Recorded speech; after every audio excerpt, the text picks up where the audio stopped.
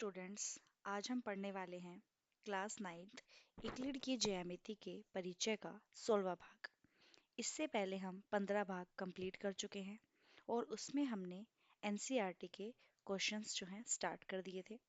आज हम आगे पढ़ने वाले हैं एनसीईआरटी के प्रश्नावली 5.1 का क्वेश्चन नंबर 6 और 7 शुरू करते हैं, जिसमें हमारे पास क्वेश्चन 6 है कि आकृति, जो ये आकृति है, इसमें यदि AC बराबर BD है, ये जो AC है इस BD के बराबर है, तो सिद्ध करना है, सिद्ध कीजिए कि AB जो है वो CD के बराबर हो जाए।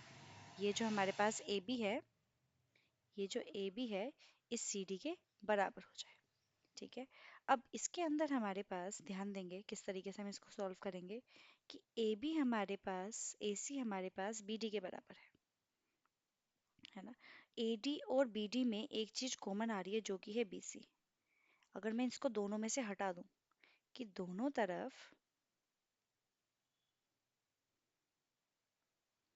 BC घटाने पर AC माइनस BC और BD माइनस BC, अगर मैं AC में से इस BD को हटाती हूँ, इस AC में से इस BC को हटाती हूँ, इस तरीके से इसको हटाती हूँ अगर मैं, तो मेरे पास क्या बच रहा है, AB बच रहा है। ऐसी अगर इस BD में से मैं इस BC को हटाती हूँ तो मेरे पास क्या बच रहा है, CD बच रहा है। तो सीधा आंसर तो ये आ रहा है कि AB बराबर में CD, ये आ गया।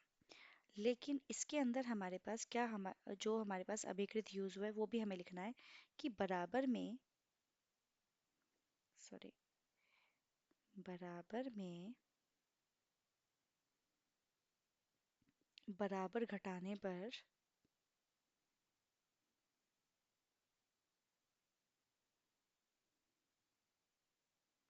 शेष भी क्या होता है, बराबर होता है। जो बचा है वो भी बराबर होता है, शेष भी बराबर होगा।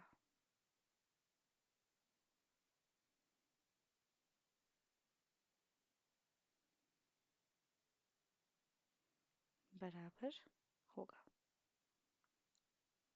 ठीक है, कि अगर हम बराबर में से, ये जो बराबर थे इसमें से हमने बराबर को घटा दिया, तो जो हमारे पास बचा है वो भी क्या होंगे, बराबर होंगे, जिससे हम कह सकते हैं कि AC जो है वो CD के क्या हो गया, बराबर हो गया।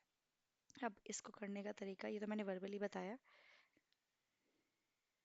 ये देखो कि सबसे पहले हमारे पास वही जो दिया है वो लिखेंगे, AC बराबर BD दिया है और हमें सिद्ध करना है कि AB जो है वो CD के बराबर हो जाए।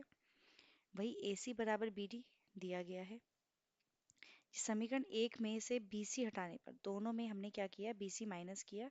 ये देखो AC में BC माइनस और BD में भी BC माइनस, जिससे हमारे पास AC में से BC घटाया तो AB बचा और BD में से BC घटाया तो CD बचा, और यही हमें सिद्ध करना था।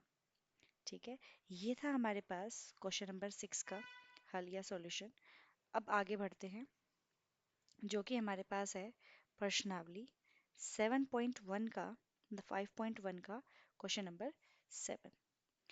यूक्लिड की अभिकृतों की सूची में दिया हुआ अभिकृत 5 एक स्वव्यापी सत्य क्यों माना है जाता है।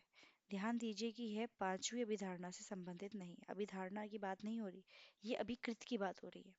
पांचवा अभिकृत कौन सा था, ध्यान देंगे। पांचवा अभिकृत हमारे पास ये था कि पूर्ण जो था हमारे पास, जो हम ये था कि क्योंकि पूर्ण का कोई भी भाग न हो। तो पहले तो, सबसे पहले तो ये पता होना चाहिए कि पूर्ण जो है अपने भाग से बड़ा होता है।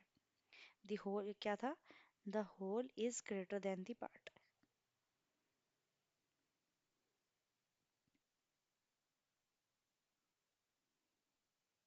ग्रेटर देन इट्स पार्ट मतलब कि पूर्ण अपने ही भाग से बड़ा होता है।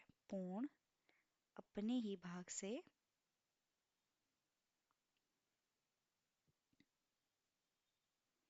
बड़ा होता है। ये हमने, इसके बारे में हमने बताना है इसमें कि हमारे पास क्या दिया गया है। ध्यान देंगे कि क्योंकि पूर्ण का कोई भी भाग क्यों ना हो वह अस्तित्व में पूर्ण से आया होगा। क्योंकि अगर जैसे हमने उस टाइम मैंने एग्जांपल दिया था पिज्ज़ा का, ठीक है, कि अगर हमारे पास ये पिज़्ज़ा है, ठीक है, इसका ये स्लाइस है, इसको मैंने अलग निकाल लिया, तो ये जो है इससे अब जो पिज़्ज़ा होगा वो अपने ही भाग से क्या होगा, बड़ा होगा, क्योंकि वो उसी का हिस्सा है। ठीक है, तब इसके लिए प्रमाण देने की आवश्यकता ही नहीं है कि पूर्ण अपने आप से बड़ा होगा। जैसे कि इसका प्रमाण देने की आवश्यकता ही नहीं है कि पिता पुत्र की आयु में बड़ा होता है। ठीक है, अतः यह पूर्ण अपने भाग से बड़ा होता है, यह सर्वव्यापी सत्य है, मतलब कि इसको एक तरह से यूनिवर्सल ट्रुथ भी कह सकते हैं। जैसे कि हम कहते हैं कि सूरज जो है वो ईस्ट से ही उगता है और वेस्ट में ही डूबता है, तो वो एक यूनिवर्सल ट्रूथ है। इसी तरह ये भी एक यूनिवर्सल ट्रूथ है कि whole is greater than its part, मतलब कि पूर्ण अपने ही भाग से बड़ा होगा, ये एक यूनिवर्सल ट्रूथ है। ये थे हमारे क्वेश्चन नंबर 6 और 7। इसी के साथ एनसीईआरटी के क्वेश्चंस कंप्लीट हो गए हैं। कुछ उदाहरण बाकी हैं जो कि हम नेक्स्ट क्लास में करेंगे और इस चैप्टर को ख़त्म करेंगे। आज के लिए इतना ही, आगे नेक्स्ट क्लास में करते हैं। Thank you.